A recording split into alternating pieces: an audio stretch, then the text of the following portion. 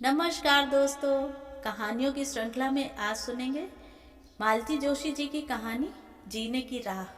लेकिन उससे पहले मेरा आपसे विनम्र अनुरोध है कि अगर आपको मेरी कहानियाँ अच्छी लगती हैं तो मेरे चैनल को सब्सक्राइब ज़रूर करें, लाइक करें और अपने दोस्तों और परिचितों में शेयर भी करें।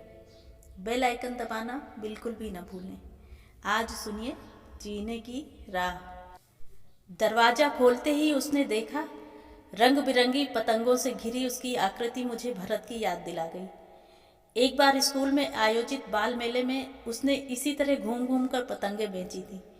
हम लोग भी वहाँ निमंत्रित थे। भीड़ को चीरता हुआ वह मेरे पास आया था। माँ जी, मुन्ने के लिए पतंग लेंगी?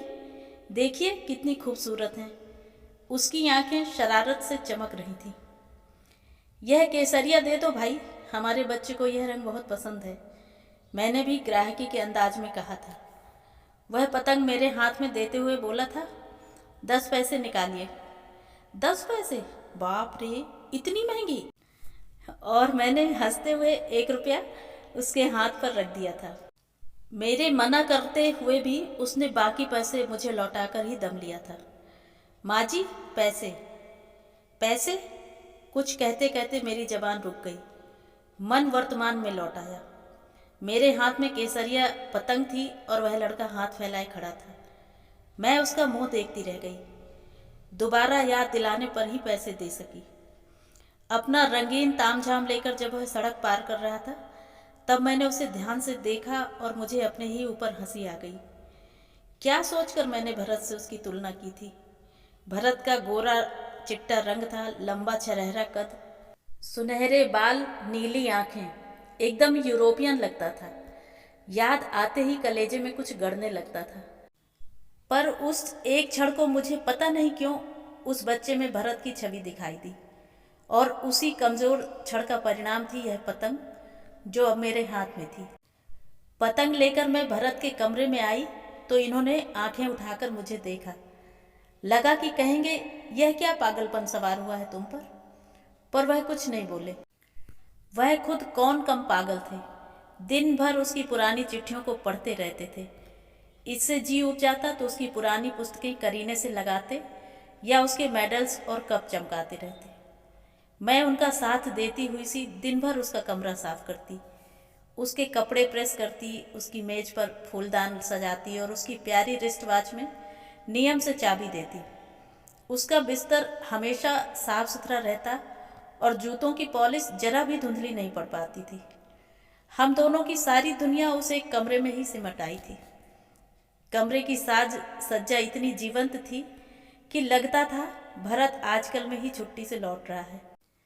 जबकि असलियत यह थी कि वह एक ऐसी लंबी यात्रा पर चला गया था जहां से कभी कोई नहीं लौटता। पतंग हाथ में लेकर मैंने सारे कमरे में नज़र दौड़ाई। कहाँ लगाऊं इसे?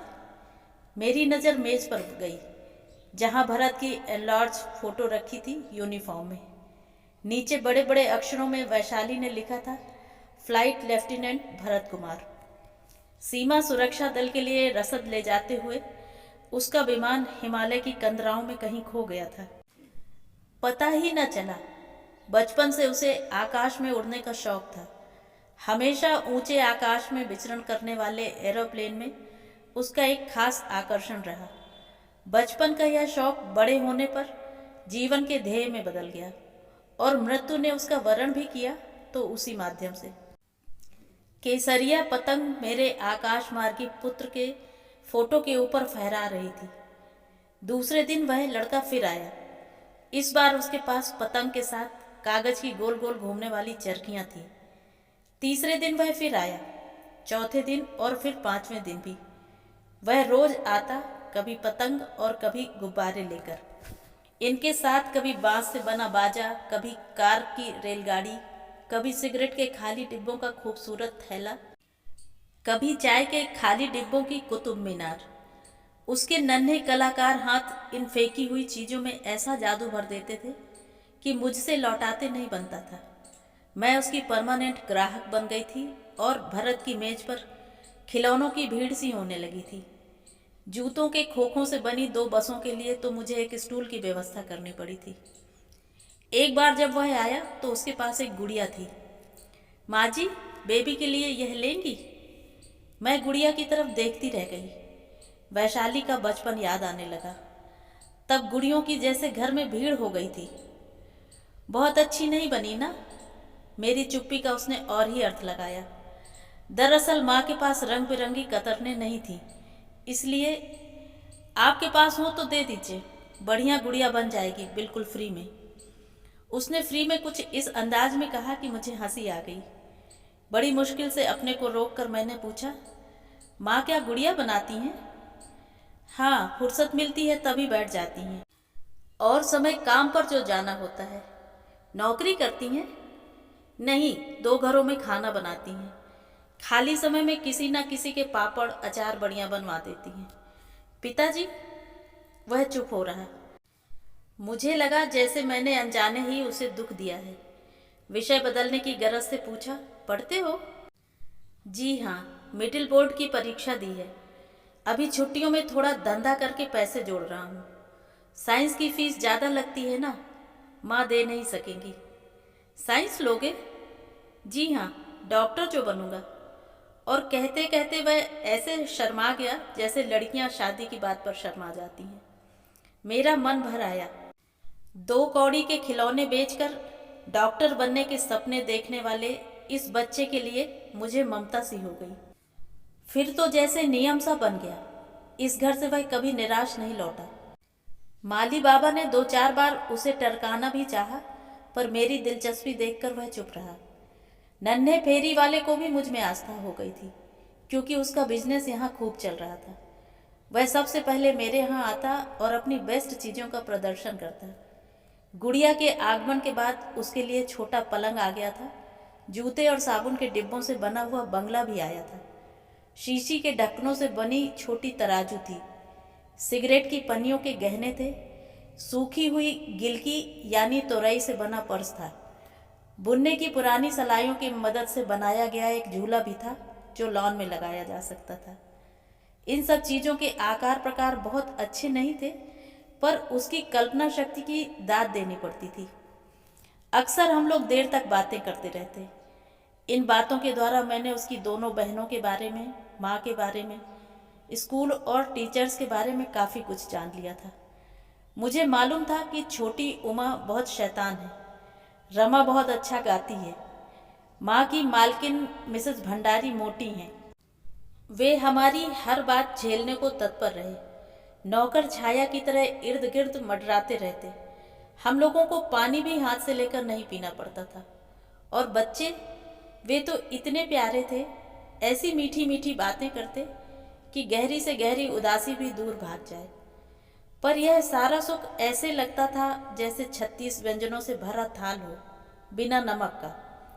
जुलाई बीतते बीतते घर की याद आने लगी और मन भागू भागू करने लगा। बच्चों के स्कूल शुरू हो गए थे और दिन पहाड़ से लग रहे थे। बरसात में रास्तों के खराब होने का भी डर था, इसलिए अगस्त के पहले हफ्ते में ही हम लोगों की स्थिति किसी भटके हुए बच्चे की सी हो गई थी। नगर सीमा में प्रवेश करते करते ही ड्राइवर ने बताया कि पेट्रोल खत्म है। शहर में उस छोर पर घर था। पेट्रोल पंप की शरण लेनी पड़ी। थकान से निढाल होकर मैं पीछे की सीट पर लुढ़क गई थी। ड्राइवर ऑर्डर दे रहा था, गाड़ी साफ करना भाई जरा। गाड़ी की हालत वाकई खराब हो गई थी और गफूर अपने श्रम की बचत करना चाह रहा था। चलते समय बख्शीश के लिए एक नन्हा हाथ अंदर आया तो हम दोनों चौंक उठे। वही था, बाल कुछ ज़्यादा बढ़ गए थे, कपड़े कुछ ज़्यादा मैले हो गए थे, पर आंखें वही थीं, विश्वास की चमक लिए हुए। तुम यहाँ? जी, छोटी बहन को टाइफाइड हो गया था, इलाज में काफ़ी पैसा लगाना पड़ा, कर्ज हो गया है। और पढ़ाई? नाइट स्कूल में जाता हूँ। क्या वहाँ साइंस भी पढ़ाते हैं? प्रश्न मेरे होठों तक आकर लौट गया। मैं उसकी पीड़ा नहीं कुरेदना चाहती थी। ड्राइवर से कहा, गफूर, दरवाज़ा खोलकर इसे अंदर ले लो। जी? वह चौंका। कुछ नहीं, घर चलो फिर बात करेंगे। वह चुपचाप गाड़ी में बैठ गया। वैशाली ने शायद ट्रंकाल कर दिया था। घर द्वार सब खुला हुआ साफ सुथरा मिला। ये तो निढाल होकर सोफे पर लेट गए। वह सिकुड़ा सा कुर्सी पर बैठ गया। मैंने भरत की अलमारी खोली। फिनाइल की गोलियों की गंध नाक में भर गई। कपड़े ऐसे रखे हुए थे जैसे अभी अभी कोई आकर इन्हें पहनेगा। मेरी आंखें भर आईं। कब तक मैं इन्हें इस तरह सहेज कर रख सकूंगी? धीरे से मैंने एक जोड़ी कपड़े निकाले, उसके पास आकर कहा, मेरे साथ आओ, तुम्हें बाथरूम दिखा दूं। मुंह हाथ धोकर फ्रेश हो लो, फिर बात करेंगे। बंगले की सजावट और बनावट को वह विस्मय विमुग्ध दृष्टि से देखता हुआ मेरे पीछे पीछे हो लिया। उसे नहाने भेजकर मैं इनके पास आकर बैठ गई। दरअसल मैं उसके लिए कुछ करना चाहती थी, पर क्या करूं समझ में नहीं आ रहा था। मैंने अपना पर्स टटोला। कल ही 100 का नोट भुनाया था। वैशाली को, जमाई साहब को, बच्चों को, नौकरों को, सबको चलते समय कुछ न कुछ देकर इस समय पर्स में 30 रुपए बाकी थे। मैंने साइड टेबल से एक खाली लिफाफा उठाया और उसमें वे रुपए रखे। तभी मेरे हाथों से वह लिफाफा छीन लिया गया। पैसों के प्रति इन्हें कभी भी मोह नहीं था। भरत के जाने के बाद तो यह और भी उदासीन हो गए थे। फिर आज मेरी आंखों के प्रश्न उन्होंने पढ़ लिए। बोले, जो लड़का इतनी कम उम्र में अपने पैरों पर खड़ा हो रहा है, उसे भीख देकर अपमानित मत करो। बात शायद ठीक थी, पर उस समय मुझे खल गई। उसे कुछ देने का, उसके लिए कुछ करने का आनंद मुझसे छिन गया था। नहा धोकर मेरे दिए कपड़े पहनकर वह कमरे में आया, सकुचाता सा, गंदे कपड़ों की पोटली को छिपाता सा। बैठो, इन्होंने कहा। वह चुपचाप बैठ गया। अपना नाम लिखकर दिखा सकते हो, अंग्रेजी और हिंदी में, इन्होंने कागज और पेन उसके आगे सरकाते हुए कहा। वह कुछ झिझका। उसने मेरी ओर देखा, फिर सधे हुए हाथों से लिख डाला, पहले हिंदी में फिर अंग्रेजी में। अक्षर अच्छे थे, साफ और बड़े बड़े। लिखते तो अच्छा हो, एक काम कर सकते हो। कहिए। रोज रात में 7 से 9 बजे माँ जी के पास आ जाया करो। यह बुढ़ापे की वजह से ज़्यादा लिख पढ़ नहीं पाती। इनकी चिट्ठियाँ वगैरह लिख दिया करना। अगर कहें तो कभी रामायण, भागवत या कभी कभी अखबार पढ़ दिया करना। जी, रात को मैं पढ़ने जाते हो ना? मालूम है मुझे, पर रात का स्कूल बच्चों के लिए नहीं होता, दिन में जाया करो। जी, वो एडमिशन, उसका जिम्मा मेरा है, समझे? अपनी पुस्तकें यहीं ले आया करो। जिस दिन काम ना हुआ पढ़ते रहो। इतना बड़ा घर है, ठीक है? हम लोग फिलहाल 50 दे सकेंगे, मंजूर है? 50? आश्चर्य से उसकी आंखें फैल गई। अच्छा, यह लो अपना एडवांस और अब जा सकते हो। लिफाफा हाथ में लेते हुए उसकी आंखें भर आई थी, और मेरी भी। अभी थोड़ी देर पहले रुपयों को लेकर उनके बारे में क्या क्या सोच गई थी। उसकी जाती हुई आकृति को वह बड़ी देर तक देखते रहे। फिर जैसे अपने आप से ही बोले, पता नहीं ऐसी कितनी ही प्रतिभाएं पैसे के अभाव में मुरझा जाती होंगी। सुनो, एकाएक उनकी आवाज में एक धार सी आ गई थी। सोचता हूँ अपने भरत के नाम से 2-4 स्कॉलरशिप शुरू कर दूँ। उसके कौन कौन से विषय पेट थे, याद है? इन विषयों में हाई स्कूल और यूनिवर्सिटी परीक्षाओं में जो टॉप करेंगे उन्हें इनका लाभ मिलेगा। उसके स्कूल और कॉलेज में भी कुछ छात्रवृत्तियां अलग से प्रारंभ कर दूंगा। कल ही प्रिंसिपल को लिख दूंगा। फिर जैसी कि इनकी आदत थी, योजनाएं बाकायदा लिखी गईं। हम दोनों ने मिलकर कुछ संशोधन भी किए। समय का कुछ पता ही न चला। राम लखन जब खाने को कहने आया उस समय 9 बज चुके थे और हमारे सामने 3 फुल स्केप कागज का मसविदा तैयार था। कल सुबह ऑफिस में जीवन का पहला काम होगा इन्हें टाइप करना, इन्होंने उठते उठते कहा। ऑफिस? मैंने चौंक कर कहा। ऑफिस में तो इन्होंने पिछले साल भर से पांव तक नहीं दिया था। जीवन, हमारा टाइपिस्ट, और जूनियर सी सब काम देख रहे थे। मुवक्किल आ आकर लौट गए थे। आप ऑफिस जाएंगे? मैंने फिर कहा। और नहीं तो क्या, घर पर कोई पैसे दे जाएगा। योजनाएं तो खूब लंबी चौड़ी बनाई हैं, लेकिन रुपया कहाँ से आएगा? फिर कुछ रुक कर बोले, अब तो मैं कंजूस नहीं हूं ना। मैंने कब कहा था? हाँ, कहा तो नहीं था, पर सोचा तो था।